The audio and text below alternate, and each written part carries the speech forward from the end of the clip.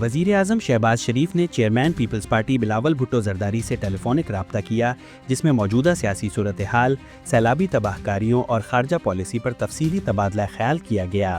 بلاول بھٹو نے پارٹی رہنماؤں کا اہم اجلاس طلب کر لیا ہے، جس کی صدارت وہ ویڈیو لنک کے ذریعے کریں گے۔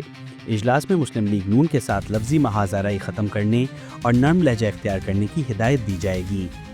ادھر مسلم لیگ نون اور پیپلز پارٹی کے درمیان سیاسی سیز فائر ہو گیا ہے۔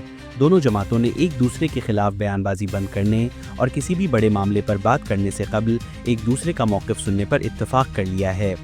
صدر مملکت آصف علی زرداری سے حکومتی وفد کی ملاقات میں وزیر خزانہ اسحاق ڈار نے یقین دہانی کرائی کہ پنجاب حکومت کی جانب سے مزید بیان بازی نہیں کی جائے گی۔ ان کا کہنا تھا کہ نواز شریف بھی دونوں جماعتوں کے ساتھ چلنے کے حامی ہیں۔ دوسری جانب تحریک انصاف نے پنجاب کی اسٹینڈنگ کمیٹیوں سے استعفے دینے کا عندیہ دیا ہے۔ Chairman P T I barrister Gohar Ali Khan کے مطابق بانی پی ٹی آئی نے فوری طور پر کمیٹیاں چھوڑنے کا حکم دیا ہے۔ وزیر اطلاعات عطا تارڑ نے بانی پی ٹی آئی کو دہشت گردوں کا چیف اسپانسر قرار دیتے ہوئے کہا کہ ملک دشمن عناصر کو جیل میں بیٹھے شخص سے سہولت فراہم کی جاتی ہے۔ اسی دوران لندن کی عدالت نے یوٹیوبر عادل راجہ کے خلاف بڑا فیصلہ سنایا ہے۔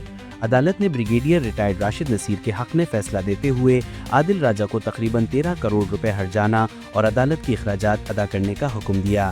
ساتھ ہی یہ بھی کہا گیا کہ وہ اپنے تمام سوشل میڈیا پلیٹ فارمز پر فیصلے کی تفصیلات شائع کریں۔ ادھر الیکشن کمیشن نے سپریم کورٹ کے فیصلے کے بعد پی ٹی آئی حمایت یافتہ تمام ارکان اسمبلی کو آزاد قرار دے دیا ہے۔ خیبر پختونخوا اسمبلی میں اب 92 آزاد ارکان 18 جے یو آئی، 17 نون لیگ اور 10 پیپلز پارٹی سے تعلق رکھتے ہیں۔ وزیر اعلیٰ خیبر پختونخوا علی امین گنڈاپور نے بانی پی ٹی آئی کے حکم پر استعفیٰ دے دیا ہے۔ ذرائع کے مطابق ان سے پارٹی معاملات میں مداخلت اور ناقص کارکردگی کی بنیاد پر استعفیٰ طلب کیا گیا۔ ان کے استعفے کے بعد صوبے میں سیاسی ہلچل بڑھ گئی ہے اور اپوزیشن جماعتوں نے متبادل قائد ایوان لانے کے لیے مشاورت شروع کر دی ہے۔ دوسری طرف chairman P T I barrister Gohar کا کہنا ہے کہ بانی پی ٹی آئی ہی لیڈر ہیں، وہ جسے چاہیں تبدیل کر سکتے ہیں، مجھے ہٹایا نہیں جا رہا، جب ایسا ہوا تو سب کو خود اطلاع دوں گا۔